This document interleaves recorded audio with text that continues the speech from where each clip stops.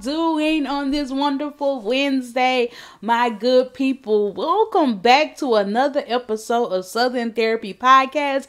I am your host, Danielle Bailey, and I am yet glad to be here one more time. You know how the old folks used to say, I'm just glad to be here one more time. I am glad to be here one more time. I'm glad to be in the number, okay?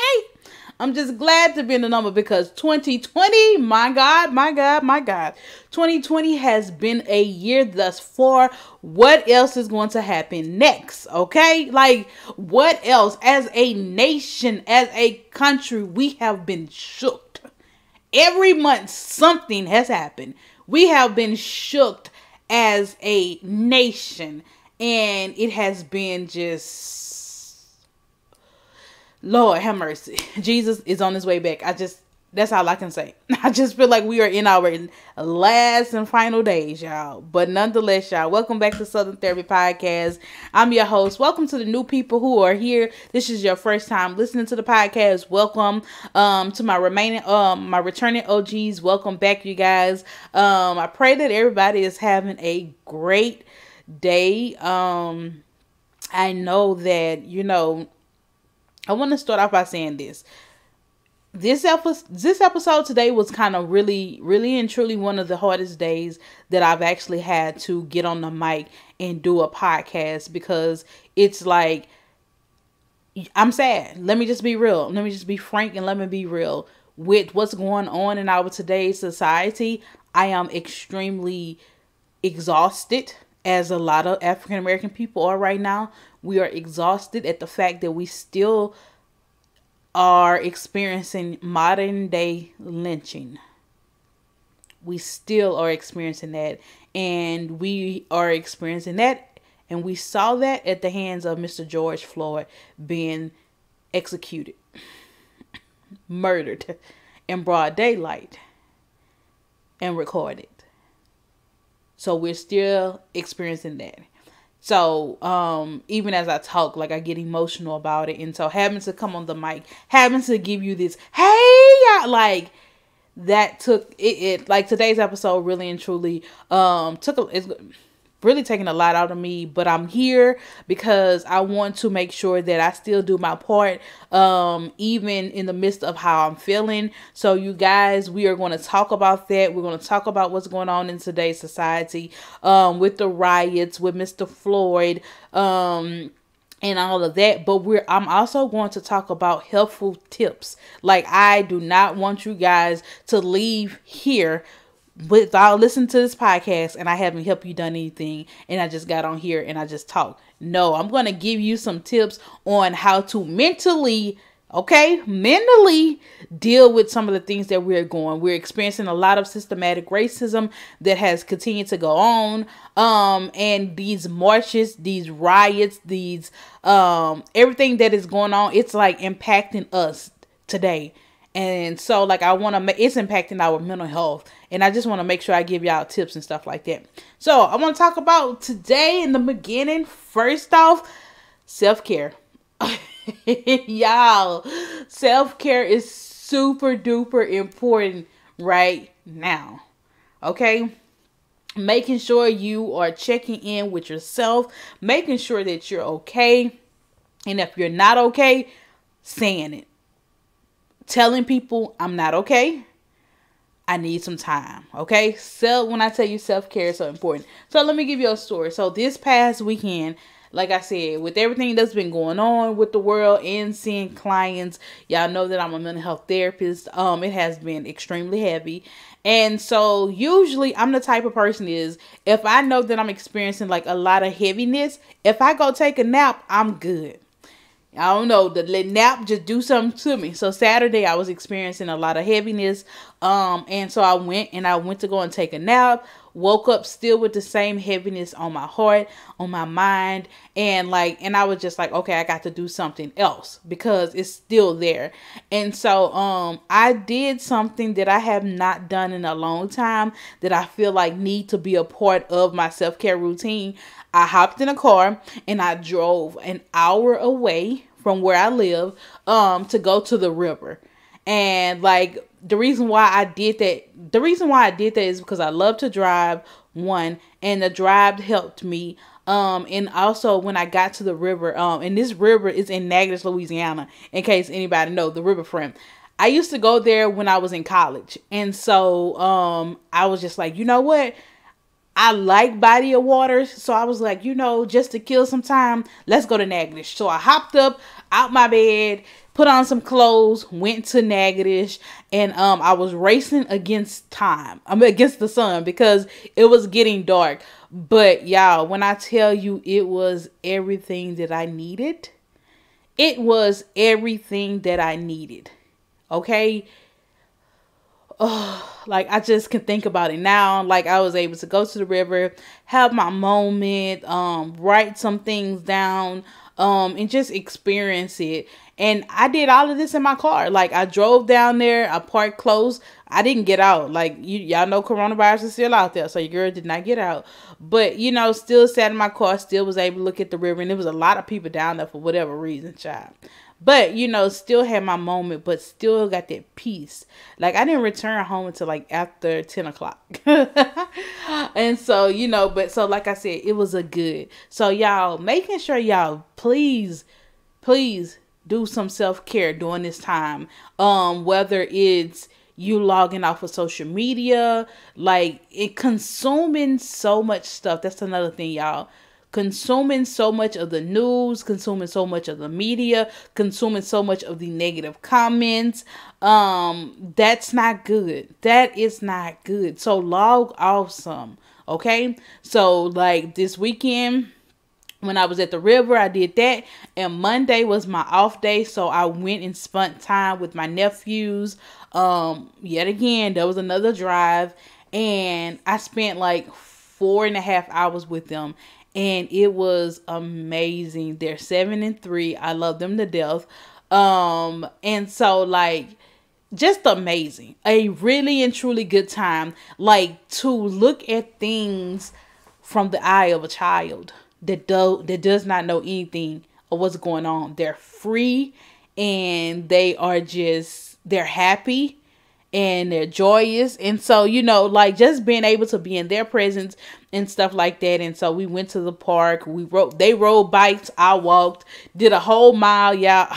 First of all, I should have brought my workout clothes. Okay. They on their bike and so they riding. And so, my nephew was my oldest nephew, he was like, come on, TT, let's go. Run fast. I'm like, bruh. I'm tired back here. And so then the little one, he 3 and his bike is so heavy. So he's having trouble with paddling. I'm just like, Lord have mercy. So, but nonetheless, y'all. And then they was bird watching. And cause my oldest nephew was like, Eric, let's go bird watching. And I'm like, bird watching. Nonetheless, child, they was watching a pigeon.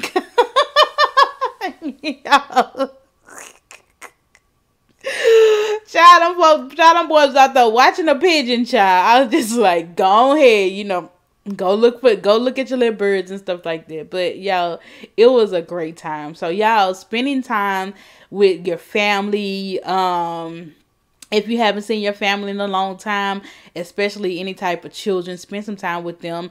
Also, painting. I have been encouraging my clients a lot. And it is the perfect time right now to do some type of painting, some type of abstract art. Really and truly how you're feeling. And I want somebody to do an abstract art type piece or whatever. And really and truly just, express yourself emotionally, like during this time, how you're really feeling. And so you put that on a canvas. And so like that, I feel like that's how a lot of the major art pieces were made, like during a time of hurt, you know? And so the artists got it together. And so like I just want somebody to do that. I just want somebody to make a piece, okay? A piece of artwork that deals with this specific point in time. Like how you're really and truly feeling. I don't want to do that because I don't know how to paint. I'm not an artist or whatever. But then I don't know if there's any right or wrong answers. I don't know. But to my people that are artists, like do that. People that love the paint, do that, you know? Have your different types of colors and stuff like that. In my mind, I see like red, black, and green. Of course, you know that, right? Red, black, and green smeared over a canvas and stuff like that. So like, yo, I feel like I might do something. I don't know. But nonetheless, y'all, really and truly, like, self-care, painting, hanging out with your family, going for a walk if you can, journaling, really and truly journaling. That has been so helpful for me because like I said, when I went to the river, like I journaled. I just was honest, and I was honest with God, and I was like, look, I am pissed. Like, I'm pissed, I'm hurt, I'm angry. Like, all of these emotions, I feel hopeless. Like, will this ever change? Like, what's the difference between me and Sandra Bland? Like, what's the difference between me and, like, why does my people have to go through this? Why don't anybody else people have to go through this? Like, I really and truly was angry, and I just wrote it. And I know that a lot of people who, you know, maybe Christians may be like, you don't have to talk to God. Well, you shouldn't talk to God like that. No, I'm going to talk to him how I feel, because that's what he wants. He wants us to come to him. He say, come unto me, all ye who are heavy laden and burdened, and I shall give you rest. So I need to give to him how I'm feeling. So if I'm feeling angry, if I'm feeling pissed, if I'm feeling hopeless, like, it is his job as my father. He wants to know that. And I want to say this. I'm giving you a little sidebar. This is a little therapy tip. Okay? Just as I'm telling God how I feel, you guys need to do the same. You guys need to do the same with your family members and stuff like that. Tell people how you are really and truly feeling. Stop acting like you have to be the strong one all the time. Stop it. You do not have to be strong all the time, because who gonna be strong for you? Like, you do not have to be strong all the time. I feel like that right there in itself is such a... I hate that. I hate that word. I hate that word. I'm not gonna lie. People are like, oh, you need to be strong. Why? Why do I need to be strong in this moment? Why can't I have a moment? Why can't I be vulnerable? Why can't I tell you how I really and truly feel? Like, you ain't got to solve it.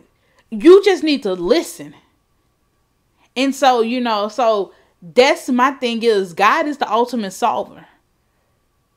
He's going to listen, and he's going to be able to help me, And so let me get back to what I was saying. So y'all, still tell God how you really and truly feel.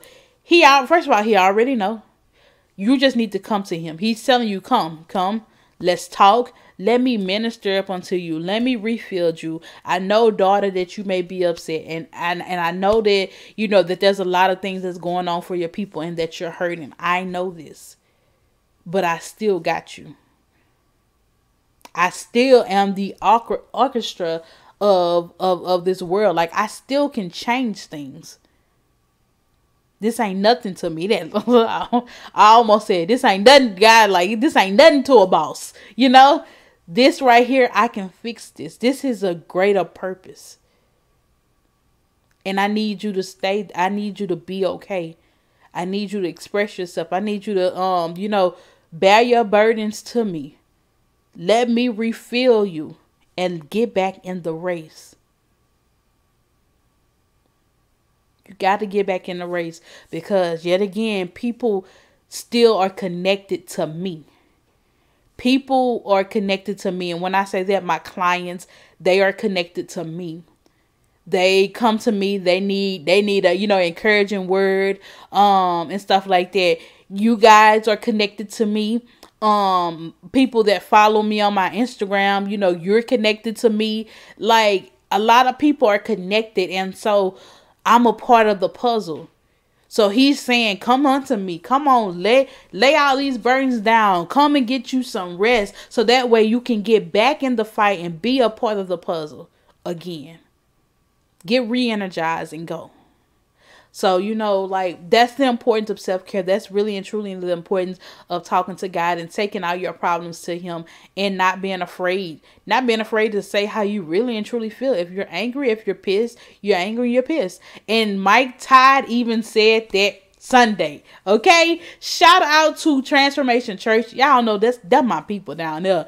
Like, I love that service. He was real.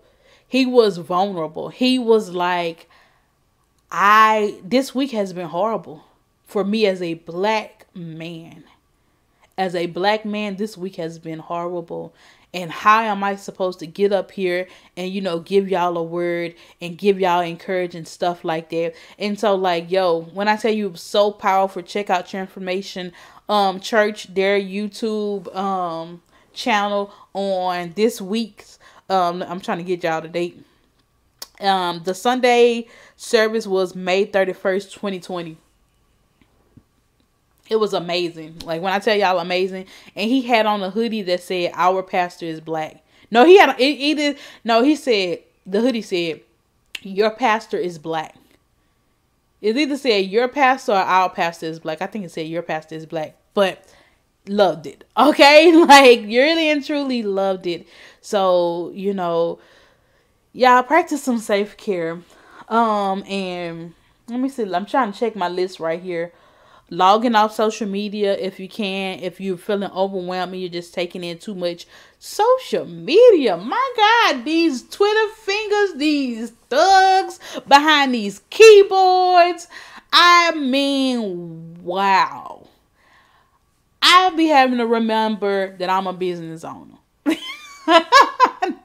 That's the saving grace, okay, for a lot of why I don't respond to some of the stuff that I don't respond to. Okay, like, I made a post the other day. I was like, I try not to respond back to ignorance. Period. Point blank. Period. And I try not to. And I would say this: a lot of people on my timeline, they do not have.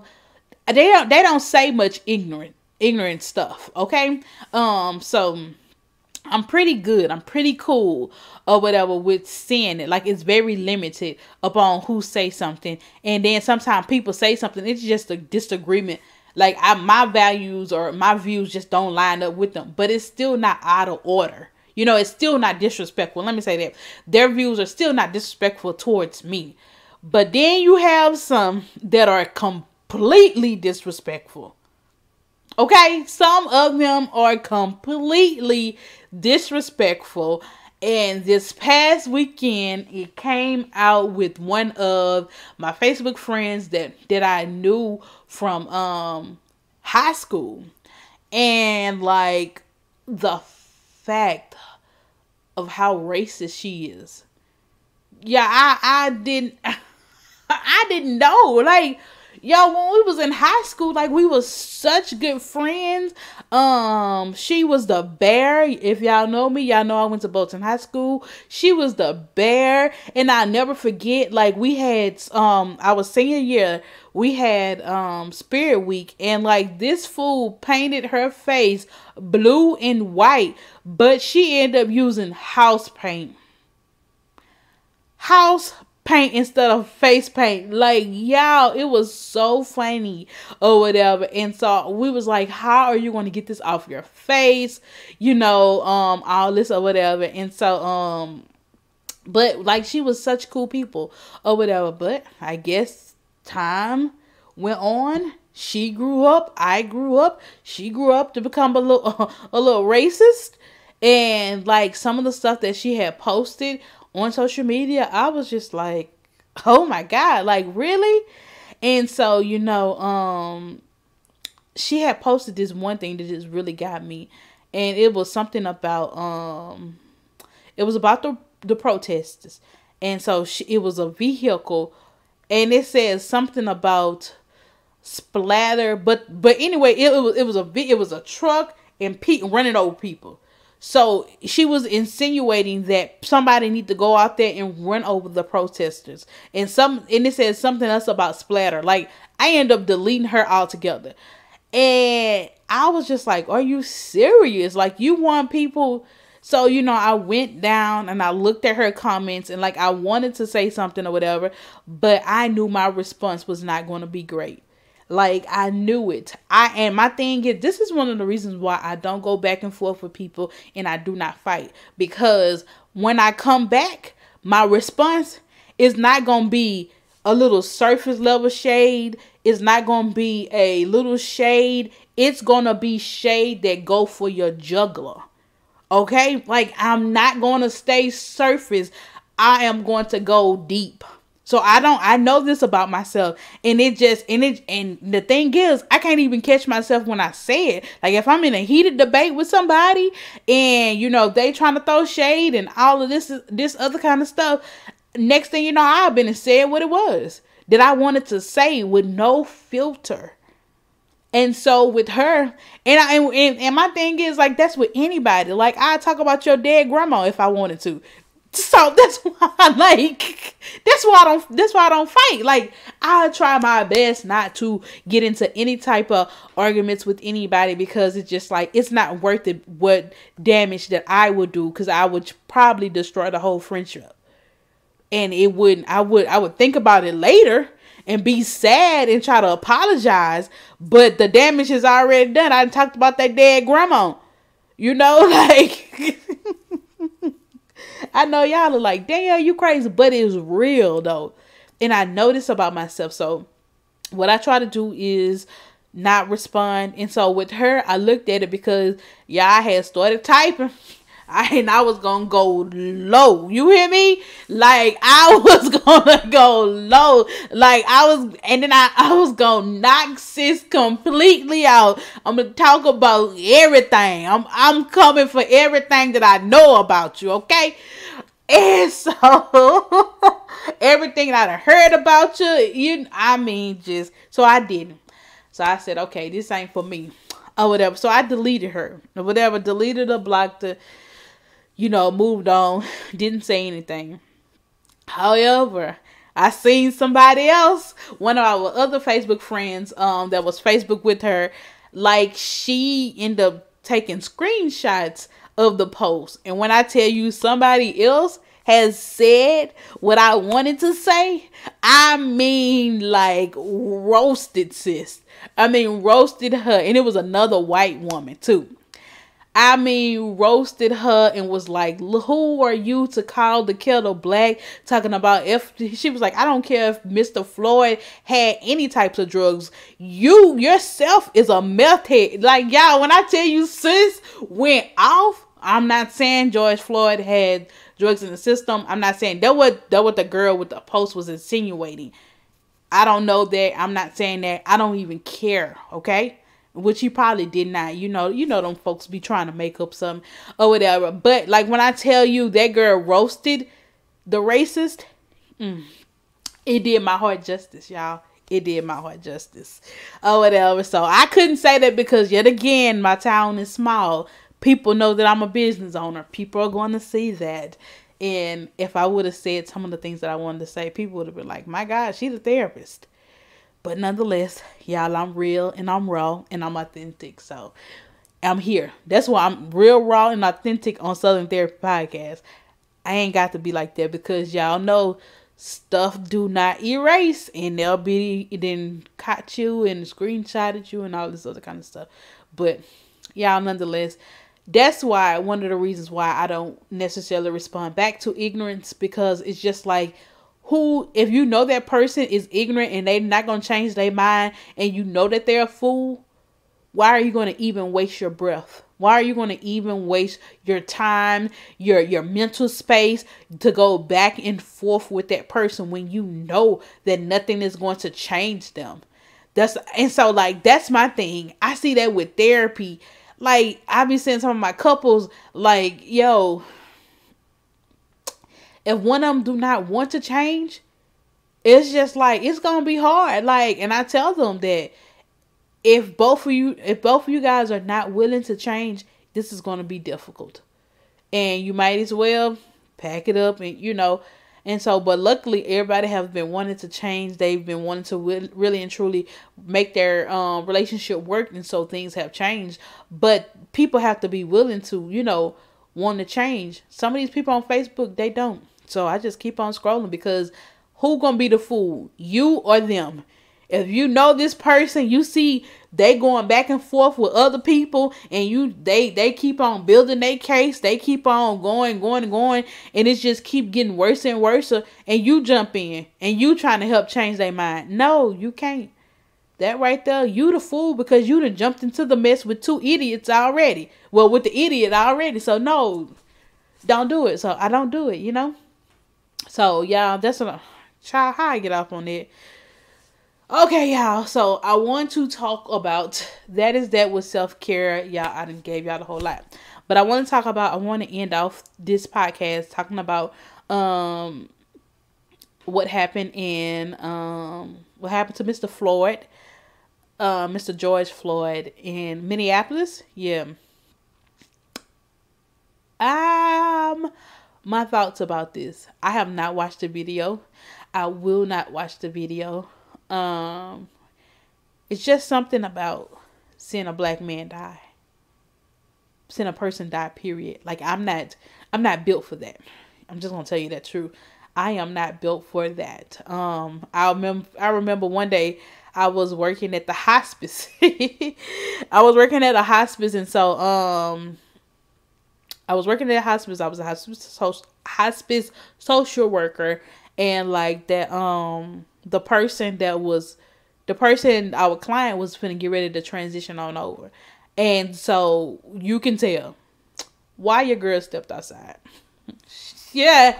So y'all, it ain't stepped outside. I was not finna be a part of this. And my nurse was like, you gonna step? I was like, girl, I gotta go step outside. And so she was just like, it's fine. And so I went and stepped outside, and I think some family members, like, I went outside and talk to other family members or whatever, make sure that they were okay, because it was other family members that was out there with me. Like, I can't watch that. And so, went out there, comfort them and stuff like that. And then the nurse came back in. She came outside and gathered up the family and said, it's done.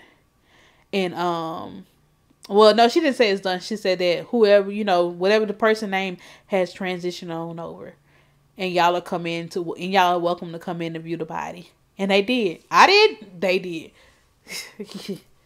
Yo, that ain't that. All I'm saying is that ain't my life. But to see one and how Mr. Floyd, how he died, that definitely ain't for me. Because of the simple fact is, I can't. And I'm not ashamed of it, because I have to be able to reserve some of my own mental space for my clients that I work with day in and day out, that depend on me to be present, to be there for them.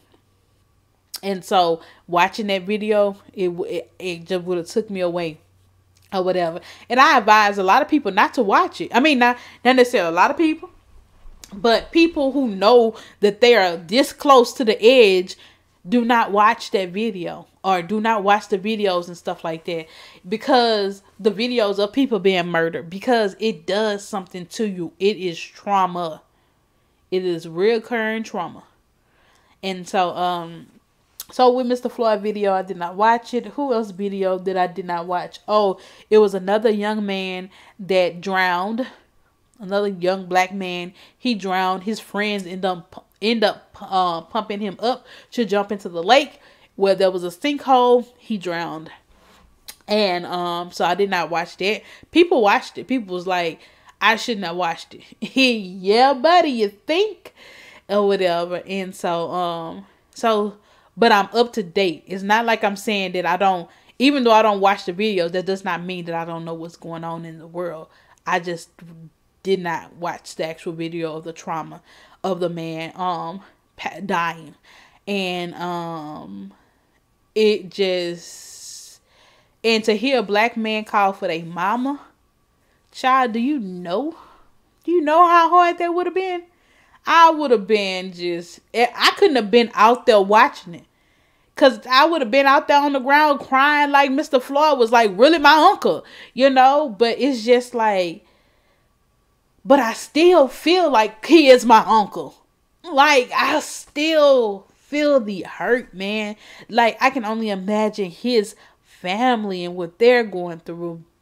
What his kids are going through. And the fact that they can't escape because it's such rallying. You see his picture all over the news. Like, yo, you still trying to deal with trying to get his body autopsy for his body, send the video. And if they watch the video, Lord Jesus, if they watch the video. So, like, it's so much. So, like, my heart breaks for the family. It breaks for his children. And it leads me to pray for them. And, like, I see why people are outraged. Like, yo, this continue to happen to us. No other race experienced the amount of trauma that we go through. The amount of killing by cops. No other race. So it's just depressing. It's exhausting. Depressing, exhausting. Depressing and exhausting. So, yeah. Rest in peace to Mr. Floyd. Y'all, if y'all are out there, you protesting, please be careful. Please know your surroundings. On social media, there's some tips on how to safely protest in some of these larger areas. Like, I'm not necessarily worried about my places down here in Louisiana, because like a lot of our stuff has been peaceful, and a lot of our stuff has been peaceful, and some of them has been small, but I feel like that they're going to get a little bit larger, but I still feel like they're going to be peaceful and stuff like that. So we'll still be able to, protest. I don't think that we're going to have what these other cities are having. I pray we don't have what these other cities are having. And with the military and stuff like that coming out. I just want to say this. Y'all president is stupid. Well, y'all know that. He ain't no leader. And for those of you who like him, for those of you who like Donald Trump, you might want to go ahead and log on off right now, because yeah, it's not going to be pretty. Donald Trump, like, I will not even say put president before his name. I will not say president and all his name in one. No, shit, no, girl, no. Yeah, I can't. Donald Trump. Donald, or either Trump, like I called him. Like, no, I will not. He will not get the title or whatever like that. And so, like, my thing is, he was saying with the military, y'all go out there and y'all, dominate, and be dominant over the people, and dominance. And I was just like, first of all, that's what I feel like with him. First of all, a true leader do not have to establish their dominance. They don't have to exert it. Like, a true leader does not have to exert their dominance. The people already know. A true leader is going to work beside the people, is going to have the people buy in. You know, that's what a true leader does. The people he or she done work beside the people. He or she done did the work, with the people. The people trust them. The people believe in them. The people have hope because the leader has done the work to build that trust, to build that hope with the people. The leader has made him or herself known to be a leader. By their skills that they displayed, they did the work. Okay? They did the work and the people saw the work, and so the people trusted them. Donald Trump, baby, you, sir, are not a leader. You, sir, have so many issues. It's ridiculous. Because if a person wants to make sure that they show their dominance, that make sure that they want people to be known that I am over you, that I am above you, I am this, I am that. First of all, that lets me know that you have some type of insecurities. You have some type of low self-esteem because you're not happy with yourself. Like, all of these issues, sir, like, you are, you're pathetic. I didn't want to say that, but sir, you are pathetic. Like, you are not a leader. I need you to get out of office. So I'm just gonna leave it at that. Y'all, please, let's get out there and vote.